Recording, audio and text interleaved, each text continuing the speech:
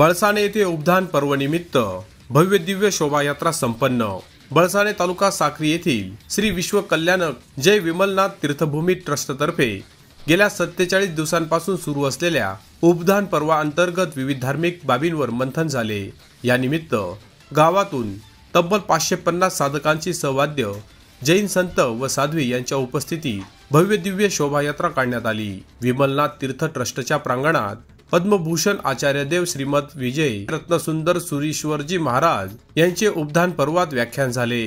यावेळी देशभरातील विविध शहरातून दाखल झालेल्या जैन, गुजराती, मारवाडी आदी समाजाच्या भाविकांनी श्रवणाचा लाभ घेतला।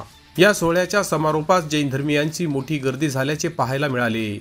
शीतलनाथ विमलनाथ भगवान संस्थानापासून बळसाने गावातील मुख्य चौकातून उपदान पर्वातील 550 साधकांची जैन संत व साध्वी यांच्या उपस्थितीत सजवलेल्या रथांवरून वरघोडा मिरवणूक काढण्यात आली। विविध मान्यवरांच्या हस्ते आराधक सन्मान समारोह पार पडला। या अंतर्गत साधकांना विविध भेटवस्तू देण्यात आल्या। साधकांच्या साधनेचा सोहळा अनुभवण्यासाठी त्यांच्या परिवारासह नातेवाईक मोठ्या संख्येने गावात दाखल झाले।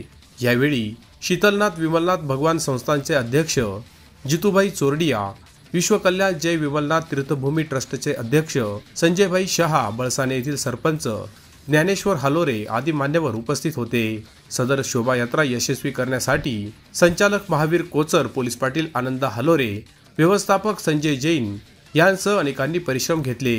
यावेळी निजामपूर पोलीस ठाण्याचे सहाय्यक पोलीस निरीक्षक मयूर भामरे यांच्या मार्गदर्शनाखाली पोलीस उपनिरीक्षक पी सोनवणे, हवालदार PR वळवी यांसह पोलीस कर्मचाऱ्यांनी चोख असा पोलीस बंदोबस्त ठेवला।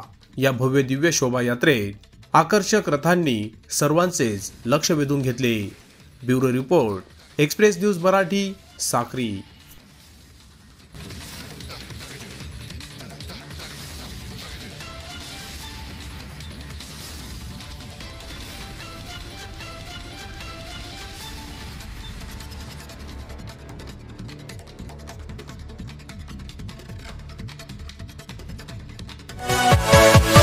Yeah.